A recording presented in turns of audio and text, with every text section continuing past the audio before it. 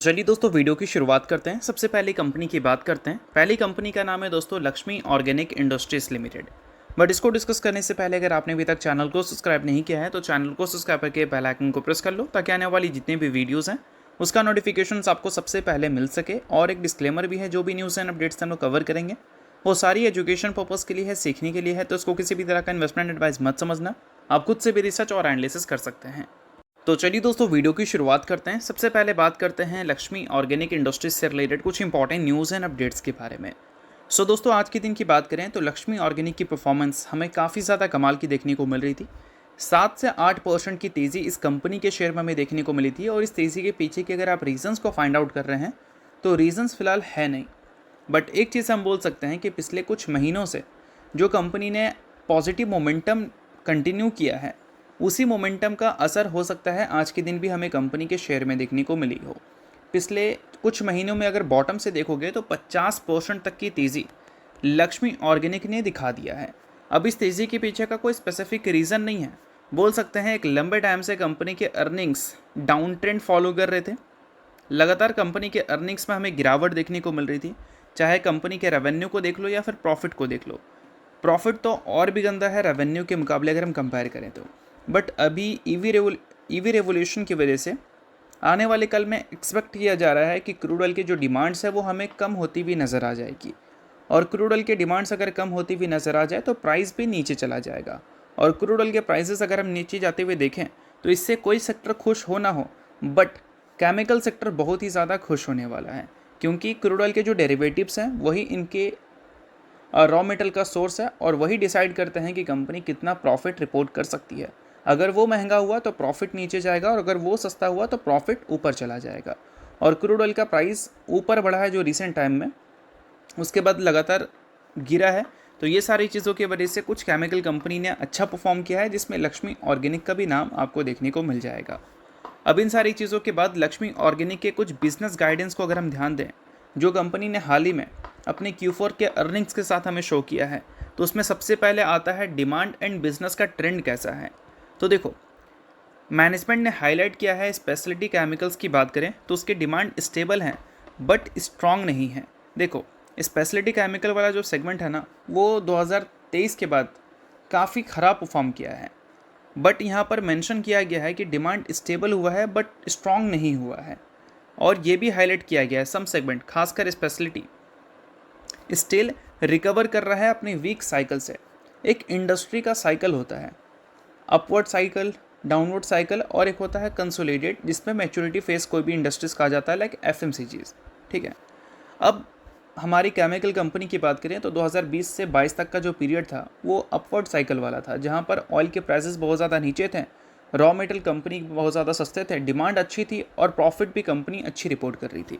और उसी time Lakshmi organic की परफॉर्मेंस अच्छी थी, इस वजह से मैक्सिमम लोग लक्ष्मी ऑर्गेनिक को उसी टाइम से जानते हैं। अब उसके बाद क्या है कि ऑयल के प्राइसेस जैसे ही बढ़ी तो डिमांड इनका रिड्यूस हो गया, क्योंकि इनके रॉ मेटल कॉस्ट बढ़ गए तो प्रोडक्ट के कॉस्ट भी बढ़ गए। और चाइना के प्रोडक्ट के कॉस्ट हमारे इंडियन केमिकल कंपनी से कम ही होते हैं, इस वजह से ऑब्वियस सी बात है उनकी डिमांड ज़्यादा थी और हमारी केमिकल कंपनी की डिमांड कम थी। तो इस वजह से अभी भी देखोगे तो डिमांड स्टेबल हुआ है बट स्ट्रॉन्ग नहीं हुआ है, अपने वीक साइकिल से रिकवर करने की कोशिश कर रहा है। वॉल्यूम ग्रोथ विजिबल है बट प्राइसिंग प्रेशर अभी भी कंपनी के ऊपर कंटिन्यू दिख रही है। इसका मतलब इंडस्ट्री अभी भी डाउन साइकिल में दिख रहा है और अर्ली रिकवरी फेस में दिख रहा है। और इसका मतलब ये है कि मार्जिन प्रेशर कंपनी को एज इट इज़ देखने को मिल सकता है। और उसके अलावा दोस्तों अगर हम बात करें कंपनी के सेगमेंट्स इनसाइट्स के बारे में, तो लॉन्ग टर्म को लेकर कंपनी ग्रोथ एक्सपेक्ट कर रही है, शॉर्ट टर्म में डिमांड स्टिल वॉलेटाइल हमें रहता हुआ दिख सकता है। तो ये सारी चीज़ों को आप ज़रूर नोट कर लो, क्योंकि ये सारी चीज़ें कंपनी के बिजनेस से रिलेटेड है, जो कि कंपनी के मैनेजमेंट ने ही बताया है। तो चलिए अब इसके अलावा बात कर लेते हैं अगली कंपनी के बारे में। तो अगली कंपनी का नाम है दोस्तों VBL, यानी कि वरुण बेवरेजेस लिमिटेड। आज के दिन लक्ष्मी ऑर्गेनिक ने तो काफ़ी ज़्यादा अच्छा किया बट VBL ने काफ़ी ज़्यादा ख़राब किया। 4% तक की गिरावट VBL के शेयर में हमें देखने को मिली। अब लक्ष्मी ऑर्गेनिक में तेज़ी के पीछे का कोई रीज़न नहीं था, सेम चीज़ VBL के साथ भी है। आज के दिन गिरावट तो बड़ा हुआ है बट गिरावट के पीछे का कोई भी रीज़न नहीं है। अब देखो VBL की बात करें तो VBL का हालिया परफॉर्मेंस हमें काफ़ी सही देखने को मिला है। 52 वीक हाई के आसपास ही कंपनी दिख रही है। तो लक्ष्मी ऑर्गेनिक जो अपने टॉप लेवल से 70% नीचे थी, इस वजह से लोगों का बाइंग इंटरेस्ट वहाँ पर दिख रहा है क्रूड ऑयल के प्राइसेस के गिरने की वजह से।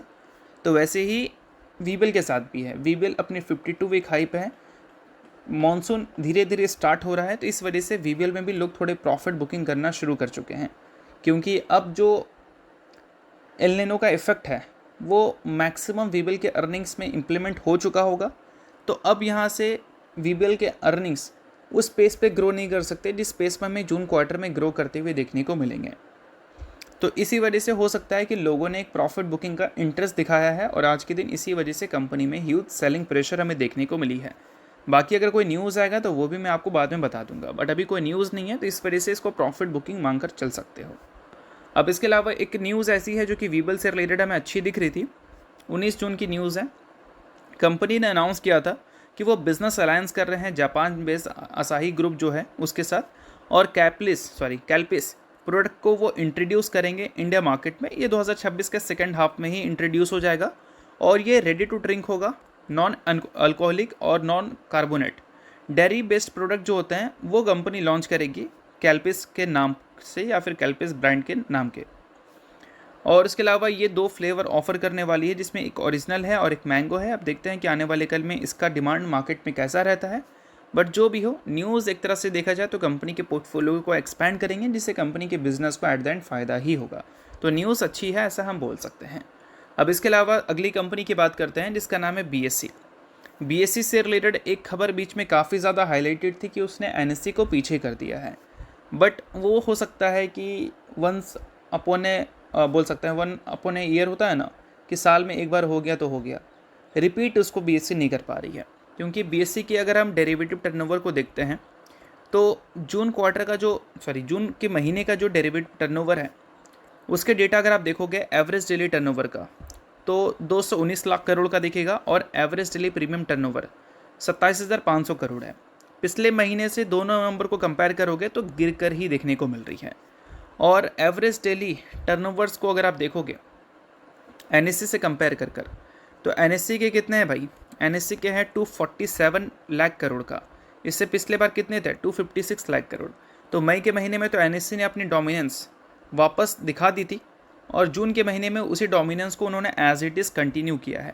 तो एक तरह से बीएससी ने अप्रैल में जो बड़ी माइलस्टोन अचीव की थी एनएससी को पीछे करने का, बड़े मार्केट शेयर लेने का, वो माइलस्टोन को वो अचीव नहीं कर पाई, रिपीट नहीं कर पाई है मई और जून के महीने में। तो ये एक तरह से बीएससी के लिए नेगेटिव पॉइंट बन जाती है, बट ऐसा नहीं कि ये सारी चीज़ों से बीएससी बहुत ज़्यादा डैमेज हो जाएगी, ऐसा कुछ नहीं है।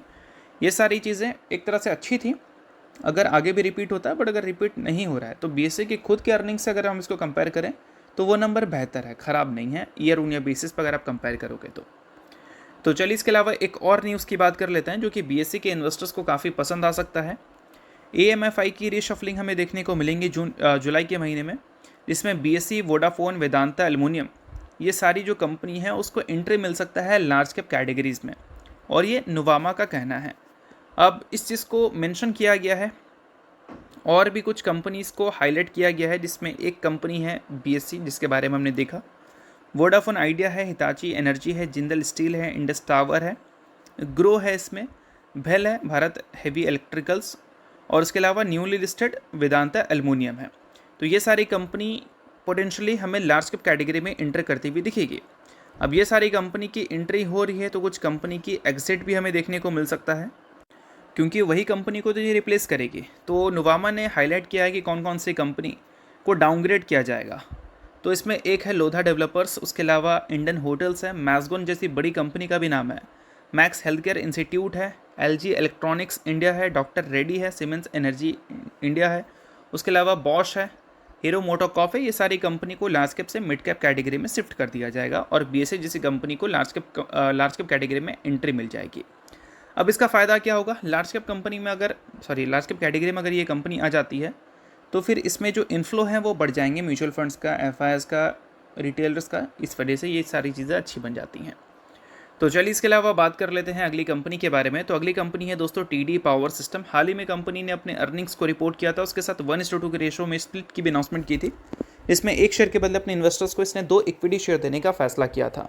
सो अगर आप इस कंपनी के इन्वेस्टर हो तो इस न्यूज़ को आप नोट कर सकते हो, इन्वेस्टर नहीं हो आप इग्नोर कर सकते हो। न्यूज़ थी इस वजह से मैंने बता दिया, बाकी ये किसी भी तरह का रिकमेंडेशन नहीं है। तो होप करता हूँ ये वीडियो आपको अच्छा लगा होगा। लाइक कीजिए, सब्सक्राइब कीजिए। वीडियो के लिए बहुत बहुत शुक्रिया।